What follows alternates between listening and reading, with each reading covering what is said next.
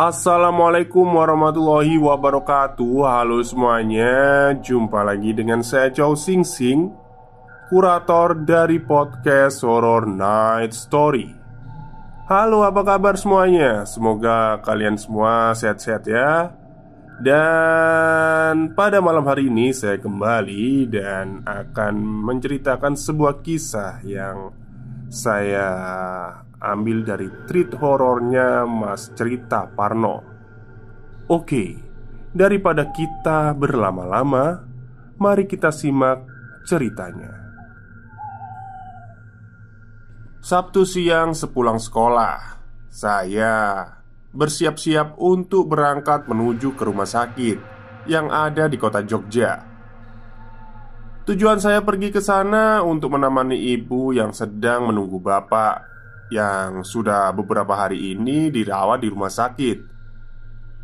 Bapak saya mendapat musibah setelah sebuah insiden kecelakaan menimpa beliau, dan beliau harus dirawat di rumah sakit untuk beberapa waktu.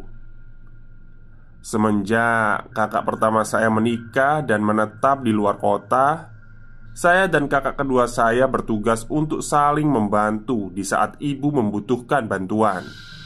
Karena di saat keadaan sedang seperti ini, laki-laki yang ada di rumah ya tinggal kami berdua.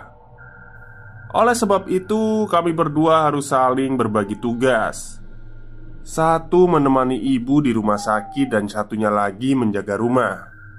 Begitu seterusnya saling bergantian.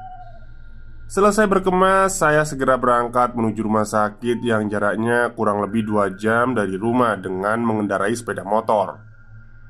Sesampainya di rumah sakit, saya segera masuk menuju ruangan di mana bapak saya dirawat.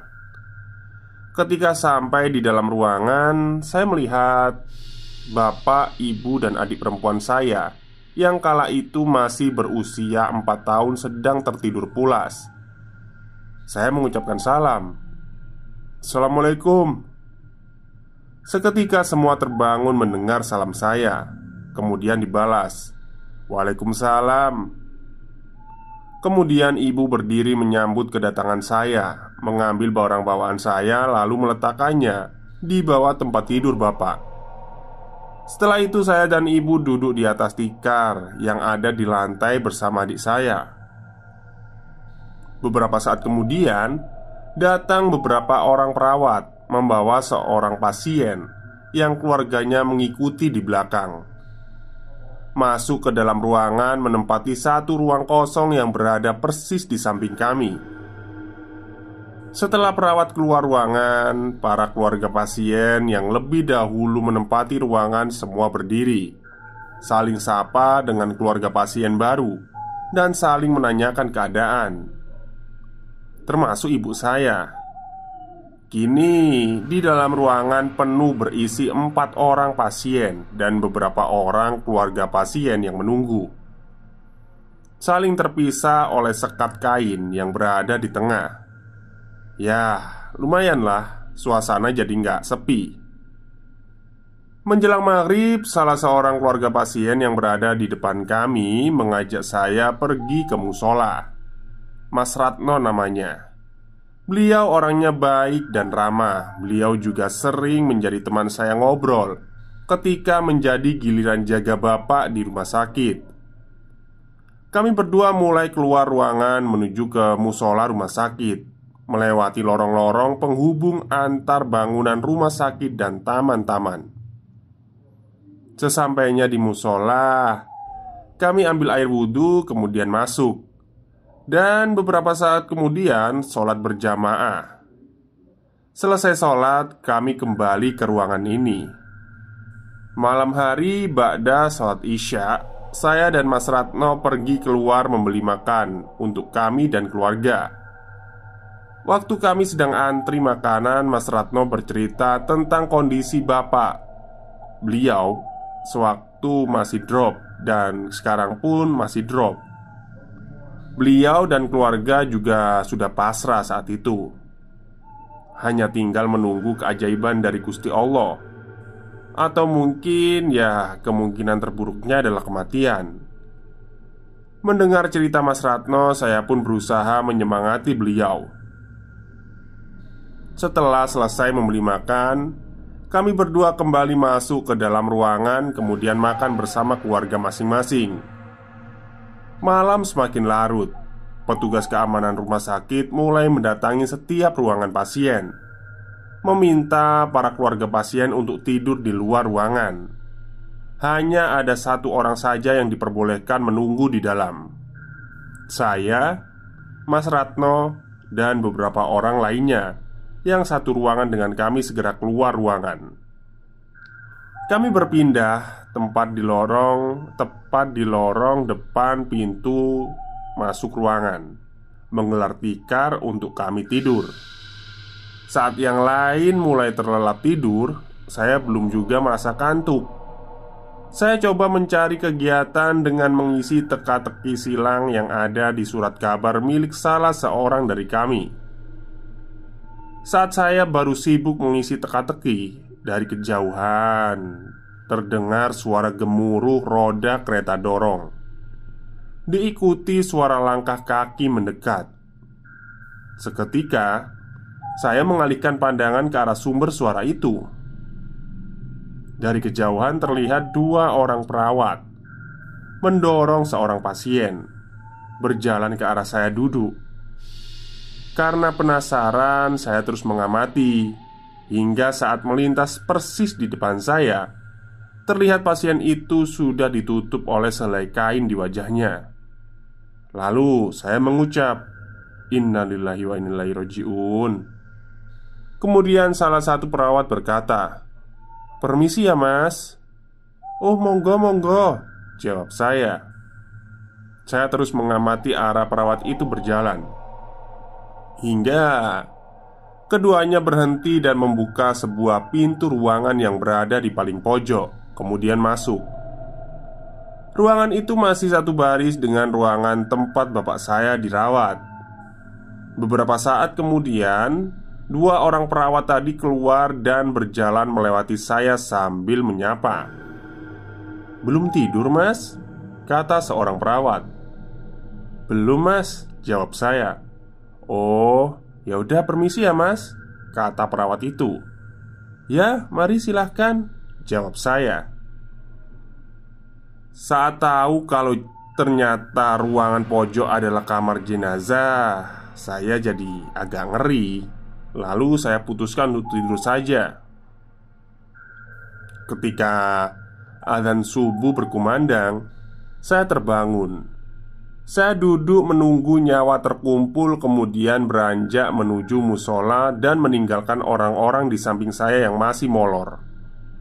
Saat melintasi lorong taman menuju ke musola, saya mendengar ada suara perempuan tertawa di taman yang berada di sebelah kanan saya. Hihihihihi. Sontak saya menoleh ke arah sumber suara itu. Namun, tidak ada seorang pun di sana. Seketika bulu kuduk saya merinding semua. Lalu, saya mempercepat langkah sambil bernyanyi. Gak jelas lah, ya sekedar untuk menghilangkan rasa takut pada diri saya. Saat beberapa langkah berjalan, saya merasa ada seseorang yang berjalan mengikuti saya dari belakang. Saya berhenti, kemudian menengok ke belakang mencoba memastikan. Tapi lagi-lagi tidak ada siapapun yang saya lihat. Dan ketika saya membalikan pandangan ke arah semula, betapa kagetnya saya ketika melihat ada sosok perempuan berbaju putih dengan rambut yang panjang terurai berdiri membelakangi saya tepat di depan mata. Sontak saya melompat ke belakang sambil membalikkan badan, kemudian berlari secepat mungkin menuju ruangan bapak saya. Saat memasuki lorong ruangan, terlihat Mas Ratno dan yang lainnya sudah bangun. Mereka kaget dong melihat saya berlari. Kemudian bertanya, "Wih, kenapa dek? Ada apa?" tanya Mas Ratno. "Saya ditakuti hantu mas di sana," jawab saya. Kemudian Mas Ratno menyuruh saya duduk dan menawari minum agar saya tenang. Setelah tenang, saya mencoba menceritakan kejadian yang barusan saya alami kepada mereka. Mendengar keributan di luar, ibu saya dan beberapa keluarga pasien yang menunggu di dalam keluar satu persatu. Kemudian ibu bertanya, "Lapo le?" tanya ibu. Lalu Mas Ratno menyaut pertanyaan ibu, kemudian menerangkan ke ibu sebelum saya sempat menjawab. "Oh alah," jawab ibu santai.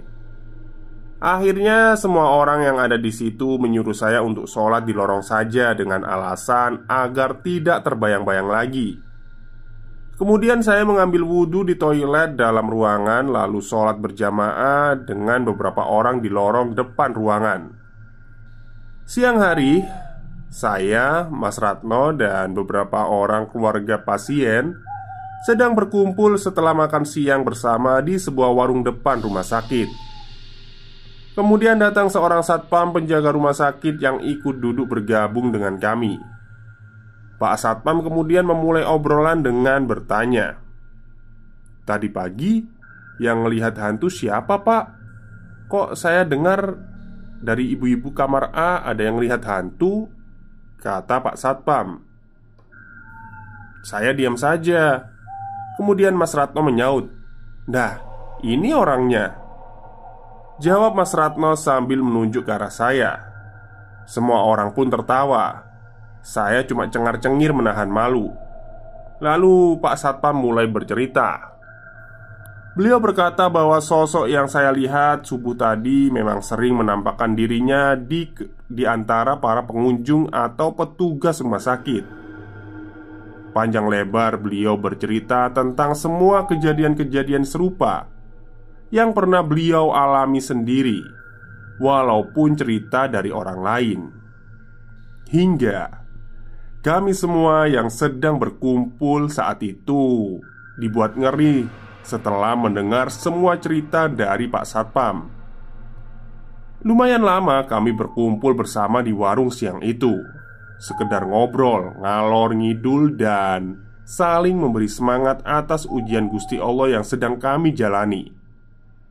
Kemudian satu persatu di antara kami mulai kembali masuk ke dalam rumah sakit, termasuk saya dan Mas Ratno. Malam harinya, saya dan beberapa orang lainnya berada di lorong depan ruangan tengah bersiap-siap untuk tidur. Saya memutuskan untuk tidur lebih awal sebab esok hari setelah subuh saya berencana pulang ke rumah karena harus sekolah. Saya mencoba memejamkan mata terlebih dahulu dibanding yang lain. Namun hingga saat orang-orang di samping saya sudah tertidur pulas, saya masih belum bisa tidur. Hingga beberapa saat akhirnya saya menyerah dan memilih bangun. Kemudian saya masuk ke dalam ruangan Bapak untuk berkemas-kemas, dengan harapan setelah capek berkemas saya bisa tertidur pulas. Selesai berkemas, saya kembali keluar ke depan ruangan. Kemudian saya duduk di atas tikar di tengah-tengah orang-orang yang sedang terlelap itu. Ceklek. Terdengar suara engsel pintu yang terbuka di ruangan pojok. Perlahan saya alihkan pandangan ke arah sumber suara. Beberapa saat saya amati, namun saya tidak kunjung melihat adanya seseorang. Seketika rasa takut, was-was, dan bayangan-bayangan yang menyeramkan menghinggapi pikiran saya. Saya mencoba mengambil nafas panjang, kemudian saya berdehem sedikit dengan tujuan agar hati saya kembali tenang. Seketika suara dehem juga terdengar dari ruangan pojok. Seolah membalas suara dehem saya. Saya pun langsung menengok ke arah itu. Pandangan saya langsung tertuju pada sosok perempuan berbaju putih berambut panjang sedang duduk di atas daun pintu yang terbuka sambil mengayun-ngayunkan kaki. Daun pintu memang cukup ya dibuat duduk ya. Oh mungkin daun pintunya gede ya. Oke lanjut. Seketika saya segera berlari masuk ke dalam ruangan bapak. Ibu saya terbangun mendengar langkah kaki saya dan kemudian bertanya, "Kamu kenapa lagi sih, Le?" kata ibu. "Ih, lihat hantu lagi, Bu. Aku mau pulang sekarang aja," jawab saya. Mendengar jawaban saya, ibu pun dengan tegas melarang. Kemudian menyuruh saya untuk pulang esok pagi sesuai rencana awal. Namun karena saya sudah tidak betah, saya ngotot ingin tetap pulang. Setelah melewati perdebatan panjang dengan ibu, akhirnya saya diperbolehkan untuk pulang, dengan catatan harus hati-hati dan tidak boleh kebut-kebutan. Ibu saya mengantarkan saya sampai ke depan lobi rumah sakit. Lalu saya cium tangan ibu dan kemudian berjalan ke parkiran untuk mengambil motor. Ibu pun kembali masuk ke dalam. Saat sampai parkiran, saya merasakan ada suatu kejanggalan dalam hati saya. Rasanya seperti ada yang menahan saya untuk tetap berada di rumah sakit sampai pagi tiba. Namun karena kepalang tanggung, akhirnya ya saya hanya bisa berdoa, kemudian nekat untuk pulang. Jam di tangan kiri saya menunjukkan waktu pukul 22.45. Dengan rasa janggal yang masih mengganjal dalam hati, saya mulai berjalan mengendarai sepeda motor saya. Saat keluar dari rumah sakit, saya segera memacu sepeda motor saya menuju ke arah jalan Jogja Solo. Tapi entah bagaimana ceritanya, saya malah sampai ke jalan Jogja Magelang. Padahal arah kedua jalan itu berbeda jauh. Saya mulai sadar ketika saya melewati terminal bus Jombor. Saya segera menepi, kemudian putar arah untuk kembali ke arah jalan Jogja Solo. Hampir 1 jam lebih saya berjalan mengendarai sepeda motor. Namun pemandangan dan lokasi serupa berkali-kali saya temui selama hampir 1 jam perjalanan. Hingga ada seorang bapak-bapak tukang ojek yang berada di terminal memperhatikan saya. Kemudian bertanya, "Mau kemana, Dek?" tanya bapak ojek itu. "Saya mau pulang ke Gunung Kidul, Pak," jawab saya. Mendengar jawaban saya, bapak ojek itu akhirnya memberitahu kalau saya salah jalan. Kemudian beliau menjelaskan alasan beliau menghentikan saya karena beliau melihat saya sudah berkali-kali mengitari area terminal dalam waktu yang cukup lama. Akhirnya beliau menghentikan saya dan bertanya, karena saya seperti orang yang kebingungan. Kemudian beliau menyuruh saya untuk duduk dan beliau memberi saya minum. Lalu bertanya, "Kok bisa nyasar sampai sini? Gimana ceritanya?" tanya Pak Ojek. Saya pun menerangkan bahwa saya juga tidak tahu kenapa bisa nyasar sampai di tempat ini. Yang jelas, ini beda jalurnya. Sebab saya merasa dalam pandangan saya bahwa jalan yang saya lewati sudah sesuai arah jalan pulang. Akhirnya setelah saya selesai bercerita, beliau berinisiatif untuk mengantarkan saya sampai ke jalan Jogja Wonosari, mengawal dari belakang. Nah, beberapa saat kemudian kami berdua berangkat mengendarai sepeda motor masing-masing. Sesampainya di daerah Piungan, saya menepi. Kemudian saya berkata kepada beliau kalau cukup sampai di sini saja mengantarnya. Lalu saya mengucapkan terima kasih kepada beliau. Dan saya berniat untuk memberikan uang 10.000 saya, tanda terima kasih. Tapi bapak itu menolak. Beliau berkata tidak akan menerima uang pemberian saya karena beliau ikhlas untuk menolong. Setelah berpamitan, kami berpisah. Saya kembali melanjutkan perjalanan. Saat melintasi tikungan daerah Patuk, setelah wisata Bukit Bintang, motor saya mogok. Saya segera menepi untuk mengecek bensin motor saya. Bensin terlihat masih cukup banyak. Lalu saya cek pada bagian pengapian busi, masih terlihat normal juga. Beberapa saat saya berhenti dan terus berusaha menyalakan motor saya. Hingga setelah beberapa kali mencoba, akhirnya motor saya kembali menyala. Saya pun kembali meneruskan perjalanan. Baru beberapa meter berjalan, motor saya mogok lagi. Saya kembali mencoba menghidupkan motor saya sampai beberapa saat. Kemudian, saya mendengar ada suara orang bertanya, "Macet, Mas."